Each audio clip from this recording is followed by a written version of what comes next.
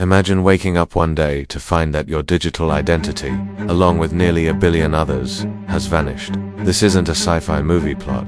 It's what happened on October 27, 2018.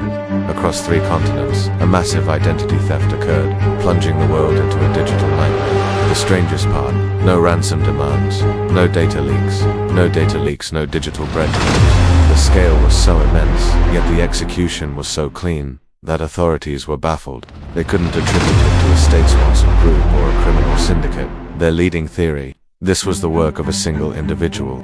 This individual was known only by the alias Cipher. But Cipher wasn't your typical hacker. They were a brilliant cybersecurity researcher who, back in 2011, discovered a critical vulnerability. It was a flaw so fundamental it could bring down entire systems.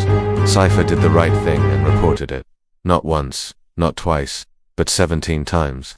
Each time their warnings were dismissed, their reports ignored, their expertise questioned. They were told the system was secure, but their findings were exaggerated. This repeated rejection didn't just frustrate Cipher, it created an obsession. They became determined to prove, on a global scale, that our digital world was a house of cards, and that the warnings of those who knew had been foolishly disregarded.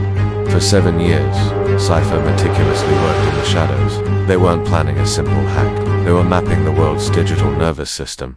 They traced the connections between banks, governments, and corporations, identifying the single point of failure they had discovered years ago. Their plan wasn't to steal or destroy, but to replicate. They wanted to create a perfect mirror of the data, a silent echo that proved they could have taken everything. It was a plan of unprecedented scale and audacity, requiring years of patient preparation and a deep understanding of the very systems they intended to expose. Then, in October 2018, Cipher made their move. With surgical precision, they executed their code. In a matter of hours, nearly a billion identities were duplicated. Financial records, personal details, government files all copied without tripping a single alarm. The world's most advanced security systems were bypassed as if they weren't even there. The data was siphoned into a hidden, encrypted server, a ghost copy of our digital lives held by an unknown entity. The world slept, completely unaware that its collective identity had just been compromised by a single, determined individual. The aftermath was pure chaos and confusion. Investigators hit a dead end at every turn, but as days turned into weeks, it became clear the stolen data wasn't being used. It wasn't sold on the dark web, it wasn't used for fraud, and no identities were publicly disclosed. This led to a fierce debate. What was Cipher's true motive?